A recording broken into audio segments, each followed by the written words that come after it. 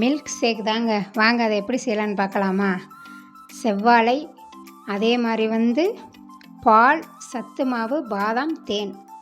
இதுதான் இதுக்கு தேவையான பொருட்கள். ரொம்ப சத்தானது உடம்புக்கு, ரொம்ப ஆரோக்கியம். நம்மளுக்கு உடம்புக்கு நல்ல வலுவூட்டுற ஒரு மில்க் ஷேக். ஆமாம், இது காலையில் குடிக்கலாம், ஈவினிங் குடிக்கலாம். இந்த ஜிம்முக்கு போகிறவங்களாம் இப்படி தான் ட்ரை பண்ணுறாங்க. வீட்டில் இருக்கிறவங்களும் குடிக்கணும், நம்ம ஆஃபீஸ் போகிறவங்களும் குடிக்கணும். ஆமாம், அப்போ தான் நம்ம உடம்புக்கு ஆரோக்கியம், ரொம்ப நல்லது, சத்து நிறைஞ்சது. வாங்க அதை எப்படி செய்யலான்னு பார்க்கலாமா? ஃபஸ்ட்டு இப்போ அந்த பாதாமும் மாவையும் சத்து மாவையும் மிக்சியில் சேர்த்து அரைச்சிக்குங்க. அரைச்சிட்டு அதுக்கு பின்னாடி வாழைப்பழத்தை நறுக்கி அதோட சேர்த்துக்குங்க.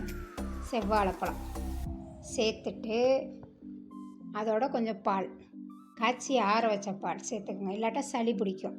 சரியா? இப்போ அந்த பாலையும் சேர்த்துட்டு இப்போ மிக்சியில் நல்லா அரைச்சிருங்க. நல்லா அரைச்சிட்டு இப்போ நம்ம தேன் சேர்க்கணும். அவ்வளோதாங்க. அவ்வளோ நல்லது உடம்புக்கு. எல்லாருமே ட்ரை பண்ணுங்கள். ரொம்ப ஹெல்த்தான ஒரு மில்க் ஷேக். இதில் நீங்கள் ஐஸ் க்யூப் சேர்த்துக்கிறலாம், சேர்க்காமே சாப்பிட்லாம். ஏன்னா சளி பிடிக்கிறதுனால ஐஸ் க்யூப் சேர்க்க வேண்டாம்.